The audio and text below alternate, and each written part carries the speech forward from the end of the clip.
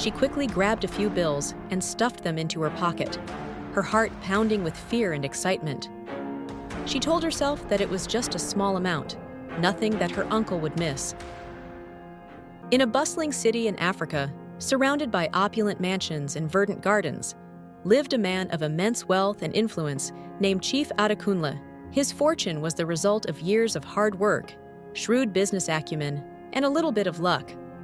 Chief Adekunle was not just known for his wealth, but also for his generosity. He was respected by all who knew him, and his philanthropic deeds had earned him the love and admiration of the community. Yet, despite all his riches, Chief Adekunle was troubled. His brother had died a few years back, leaving behind a daughter named Abeni. Abeni was a young woman of breathtaking beauty, intelligence, and charm. However, there was a side to Abeni that troubled Chief Adekunle: her insatiable desire for wealth and luxury. She had grown up seeing the power and respect that money commanded, and she desired it for herself, not for the good it could do, but for the status it conferred. Chief Adekunle loved his niece dearly, but he worried about her character. He feared that her greed would lead her down a path of destruction. So, he devised a plan to test Abeni's true nature, to see if she could resist the temptations of wealth, or if her greed would consume her. The test would be difficult, but Chief Adekunle believed it was necessary to protect her from herself. Chief Adekunle invited Abeni to live with him for a few months, under the pretense of wanting to spend more time with her and help her with her career aspirations. Abeni, eager to be closer to the source of her uncle's wealth, gladly accepted. The chief's mansion was a palace by any standard, with vast halls adorned with expensive artwork, rooms filled with antique furniture, and gardens that seemed to stretch on forever. Abeni was mesmerized by the sheer opulence of her new home. However, Chief Adekunle had made sure that the wealth was not too openly flaunted. He wanted to observe how Abeni would react to subtle temptations. Over the next few days, Chief Adekunle would leave small amounts of money lying around the house, sometimes in plain sight, other times in more hidden places. He also made a habit of leaving his credit cards casually placed on tables or desks, always within Abeni's view. It wasn't long before Abeni began to take notice. At first, Abeni was hesitant. She was well aware of her uncle's wealth and knew that he would not miss a few $100s or a credit card. But she also knew that her uncle was a man of great intelligence, and she feared that taking what was not hers would lead to dire consequences. So she resisted the urge to pocket the money or swipe a card. Chief Adekunle, however, was not done testing her. He began to plant ideas in her mind, subtly suggesting that it was only fair for her to have access to the wealth, given that she was family. After all, he would say, "What's mine is yours, Abeni. You are like a daughter to me." Abeni's resolve began to weaken. The more Chief Adekunle spoke of family and shared wealth, the more she started to believe that she had a right to some of his money. She began to fantasize about the luxuries she could afford if only she had a little more money. One evening, after a particularly lavish dinner, Abeni found herself alone in the living room. Chief Adekunle had retired to his study, leaving his wallet on the coffee table. Abeni's heart raced as she noticed the wad of cash peeking out of the leather wallet.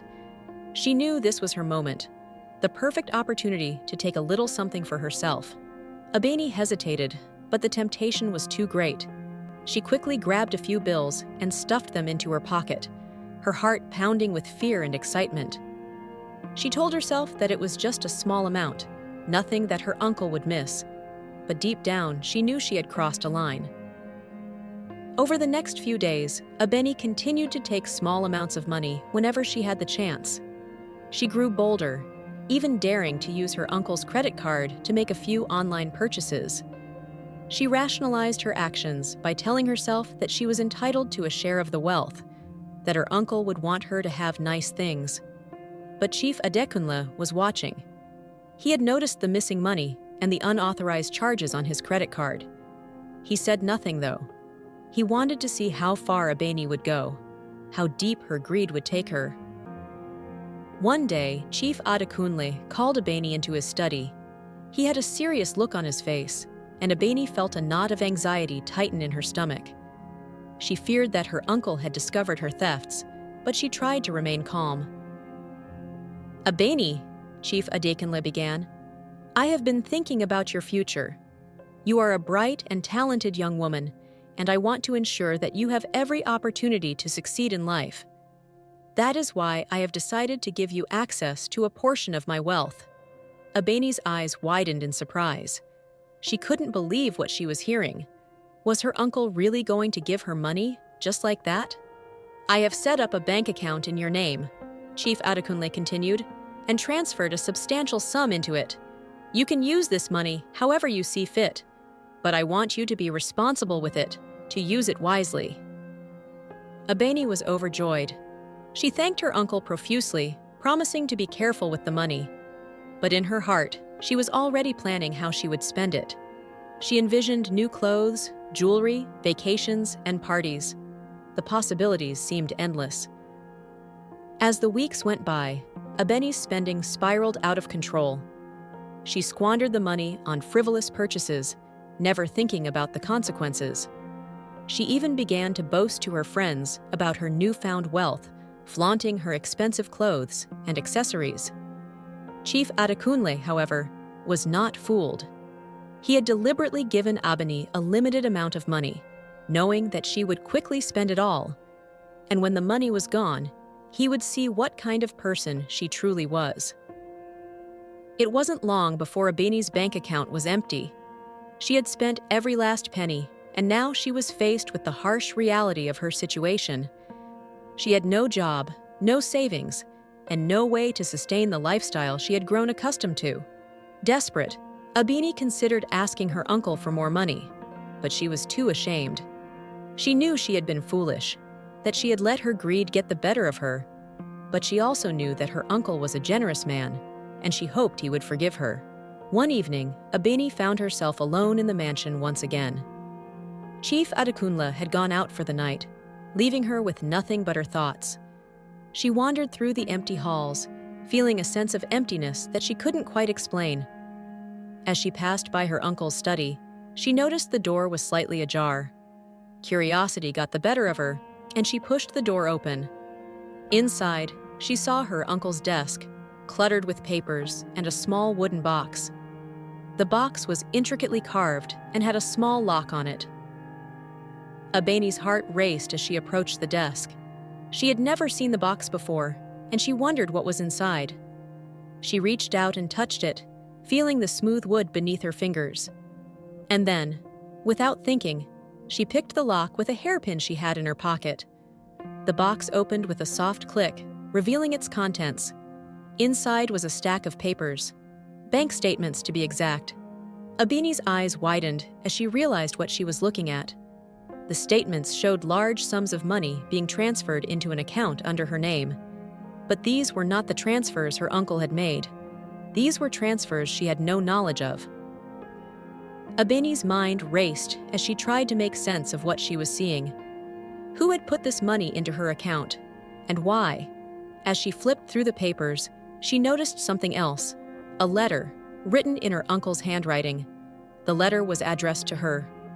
Abeni's hands trembled as she unfolded the letter. The words on the page were written in her uncle's elegant script, and they chilled her to the bone. "My dearest Abeni, if you are reading this letter, then you have discovered the truth. The money that was placed in your account was not a gift, but a test. I have been watching you closely, my dear, and I have seen how your greed has consumed you. You have allowed wealth to cloud your judgment, and in doing so, you have lost sight of what truly matters. I did not give you this money to spend frivolously, but to see how you would handle the responsibility. And I must say, I am deeply disappointed in the choices you have made. You have shown me that you are not ready to handle the wealth that I have accumulated over the years. But it is not too late, Abeni. There is still time for you to change, to become the person I know you can be.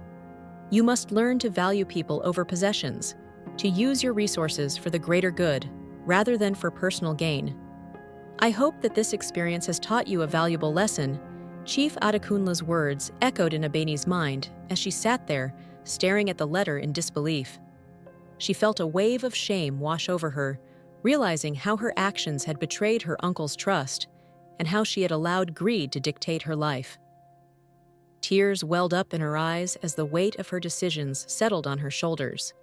The letter continued, "My dear niece, I have always believed in you and hoped that you would rise above the temptations that wealth can bring, but it seems that the allure of luxury has taken hold of you. I did not want to see you fall into the same traps that so many others have, which is why I set this test before you. You may think that I am harsh or cruel, but know that my actions come from a place of love and concern. I wanted you to see the consequences of your choices before it was too late, before you lost yourself completely to greed. I'm giving you one final chance, Abeni. The money that remains in your account is yours to do with as you wish. However, I urge you to consider carefully how you use it. Will you continue down the path of self-indulgence, or will you choose to use your resources for something greater? The choice is yours, but remember that every choice has its consequences. I hope you will make the right decision." The letter ended with Chief Adekunle's signature, and below it, a simple postscript. "Remember, Abeni, true wealth lies not in what you possess, but in what you give." Abeni sat in the study for a long time, clutching the letter to her chest. Her mind was a whirlwind of emotions: guilt, regret, fear, and a deep, profound sadness.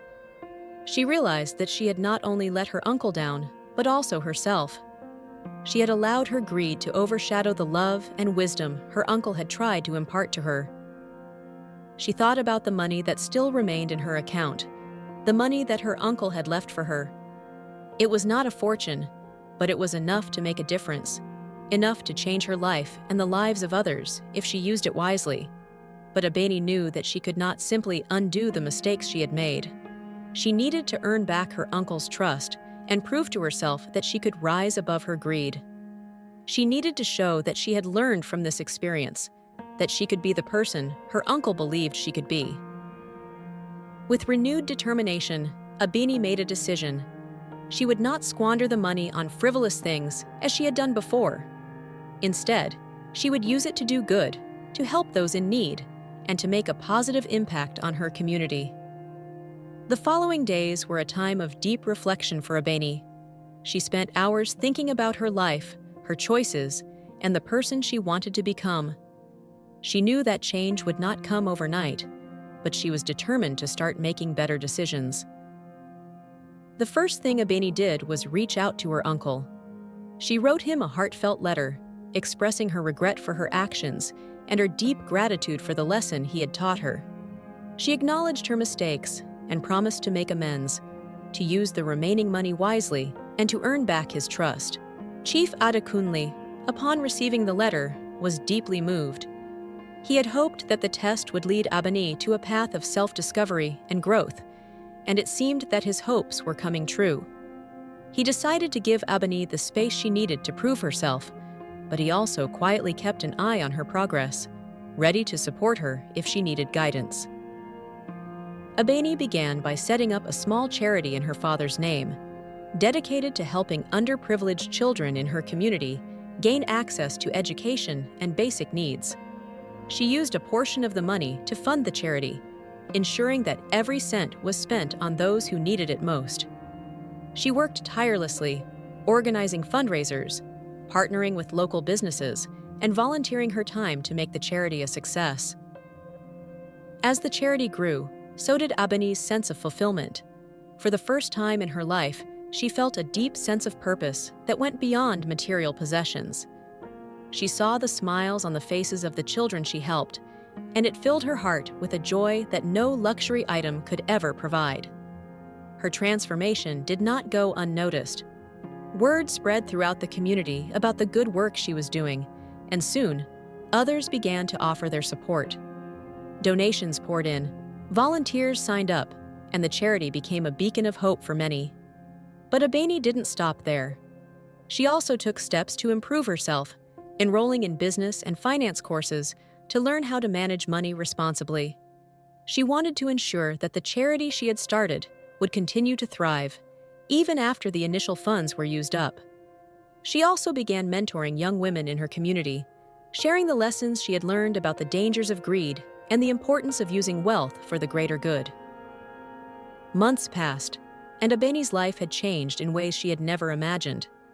The once selfish and materialistic young woman had grown into a compassionate and responsible adult, dedicated to making a positive impact on the world around her. Chief Adekunle watched her progress with pride, but he knew that there was one final test he needed to conduct. He needed to see if Abeni had truly changed, or if her new behavior was simply a temporary reaction to the guilt she had felt. One evening, he invited Abeni to dinner at the mansion. It had been a while since they had spent time together, and Abeni was eager to see her uncle again. She arrived at the mansion, feeling a mix of nervousness and excitement. During dinner, Chief Adekunle spoke to her about her charity work, praising her for the positive changes she had made in her life.